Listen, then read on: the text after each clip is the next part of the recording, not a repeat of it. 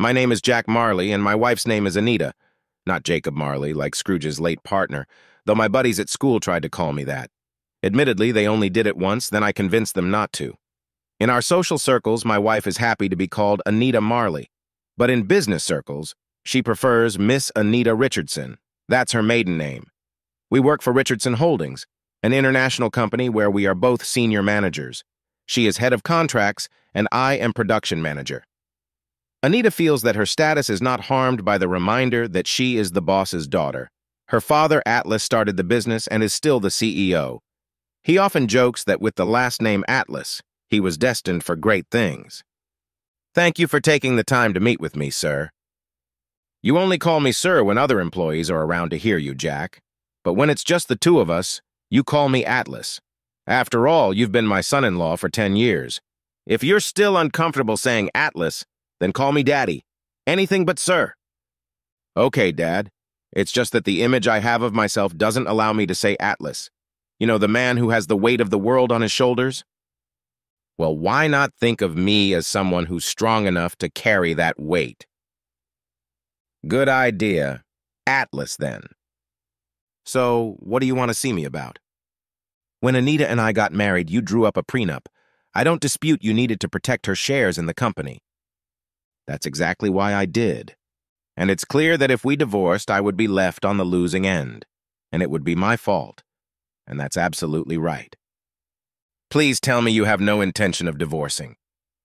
I paused, not for effect, but just to make my thoughts clear. I'm afraid we may be heading in that direction. Anita's never told me that, and I'm damn sure she would have told me about it immediately. There's a reason she hasn't talked about it. She doesn't know it herself yet. What have you been doing, Jack? I've been doing nothing. She has.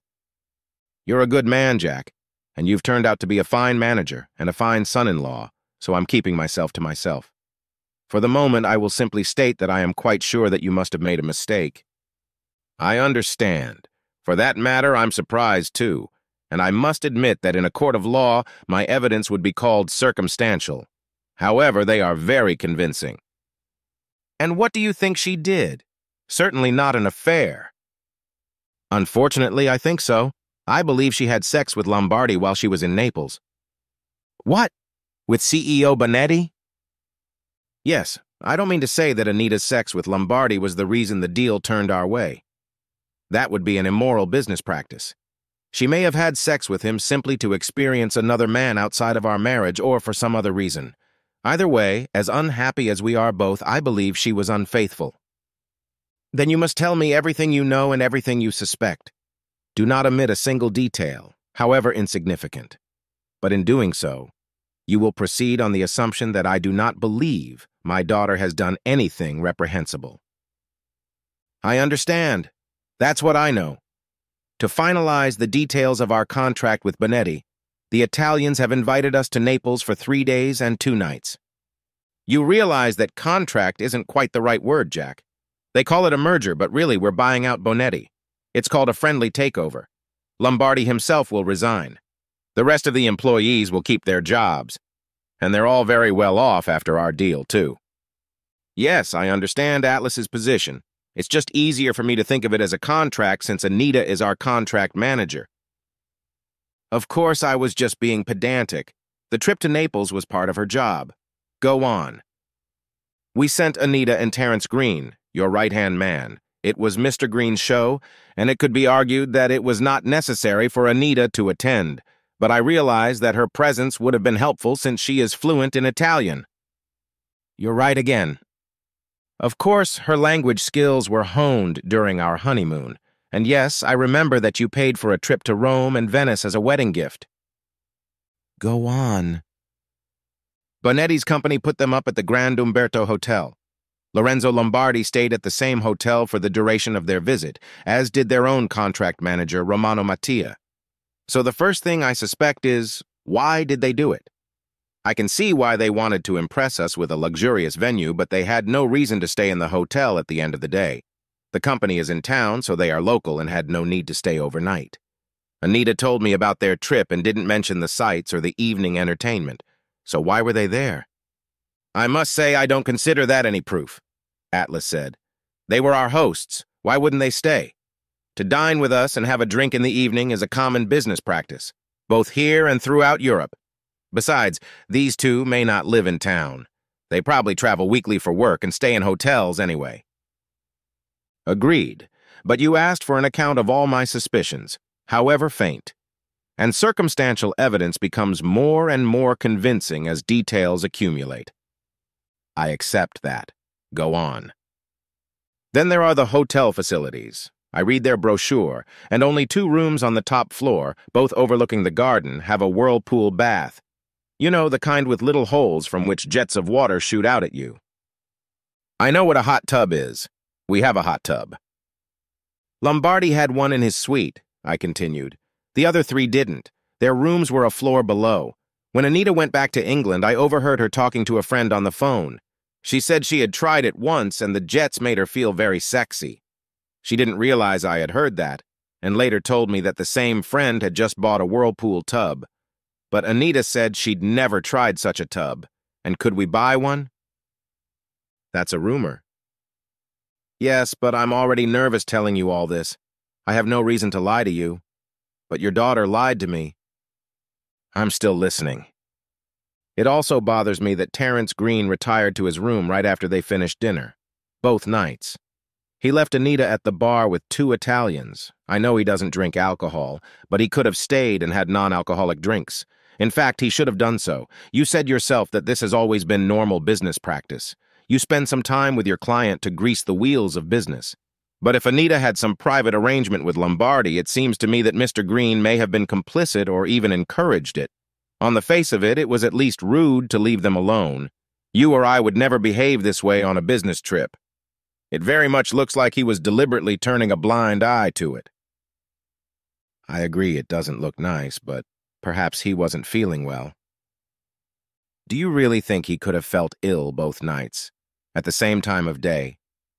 Did he mention illness when he came back and reported to you? Very well, it seems suspicious.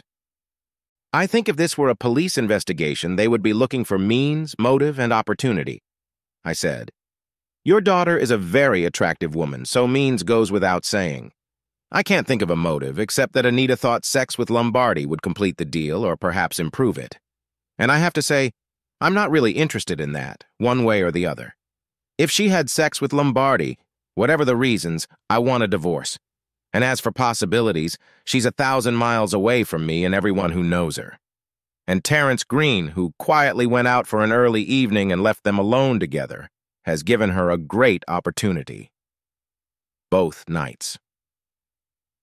I must admit that you have described a scenario in which her infidelity seems possible, even probable. However, I would disagree based on your evidence. This is my only daughter we are talking about, and I would like to think she was raised better than this. If I have to choose, my loyalty will matter more than my suspicions. And I'm loyal to Anita. Don't forget their contract manager was also present. I understand. I'd probably feel the same way if I had a daughter. Do you have anything else? Yes, there is another event that triggered this, and seems to tie all my suspicions together. It concerns Bonetti's contract manager, who, as you noted, was also present. I handed him my phone. This picture was sent to me on Anita's first night in Naples. I'm convinced it's from Romano Mattia. So, all it depicts is your wife touching glasses of Lombardi's. I assume they're toasting to the successful outcome of the negotiations the next day. You're right, that's exactly what they're doing. But I wonder why there are no glasses of Mattia and Green. I think Mattia was sending me a subtle warning. Perhaps his wife has cheated on him in the past, and he's showing his disapproval. Disapproval of what? It's only wine. And it was done specifically for the camera, the right hand shaking hands and the left hand raising a toast. That's the kind of picture you could put in a magazine or the local paper. Mattia's not in it because he's taking pictures, obviously. But look at your daughter's left hand. She's not wearing a wedding or engagement ring. Married women don't take off their rings to arrange a friendly takeover. They take them off to appear unmarried and when they're looking for extramarital sex. Atlas stared at the photograph and frowned. I'd finally served an ace. Now he was struggling. But Lombardi could easily have found out she was married. Why hide that fact? Right. The lack of ring sends him a signal. It says, "Look, I'm free." Does Lombardi know she's married? Well, Mattia is her co-worker. Do you know if he's married? Perceiving Anita as single would allow Lombardi to stay in her comfort zone. Okay, I'm almost convinced, so what do you want out of this? If, and I emphasize if, my daughter has been unfaithful. You've started a conversation about a prenup. The office hints that you may send Anita to Naples to arrange things so that Bonetti will be ours. If you do so, my suspicions will be aggravated. But whether it's true or not, I want the job. We can start the divorce proceedings here, with the least inconvenience to you and the company, and I can move to Italy for good. Out of sight, out of mind. You won't have a daily reminder of your daughter's infidelity.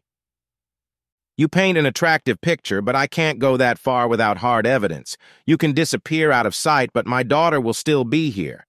She'll know why you got the job, and she'll wonder why I sided with you. I can't bypass the prenup and give you what you want until you have proof. She should be back from lunch any moment now. I'll produce the proof this afternoon, say at 3. She'll never admit it, Jack. She's tougher than me. Why are we doing this in the briefing room? Anita asked. We have something important to discuss, I replied, and I don't want anyone eavesdropping. Have a seat. Can't this wait until we get home? No, it's an emergency. Then make it quick. I have to get back to work. Then straight to the point. Did you have sex with Lombardi while you were in Naples? You dragged me out from behind my desk to ask such a stupid question. No, I did not. Well, considering that I had less opportunity to wander than you did, do you think I was ever unfaithful? No, have you? Never? Do you believe me? Yes, Jack. I came to Dr. York's clinic this morning with a problem. It turns out I have syphilis, and I must have contracted it from you. The silence dragged on for a full minute. Then, oh my God, Jack, I'm so sorry. Was it with Lombardi or Mattia or both? She flinched at the word both, as she should have. Admitting who it was would be a little easier now than defending herself against sex with 2 men. Lombardi. You had sex both nights? Yes. I assume your cell phone was in your pocket recording everything? Atlas asked. But you told her a lie, didn't you? Her first answer to me was a lie. I was allowed to. I'm not going to fire her, you know that. I didn't ask you to. Take the rest of the week off and get on with the divorce paperwork. I got up to leave and he pressed the intercom button. Miss Wells, send my daughter in, please.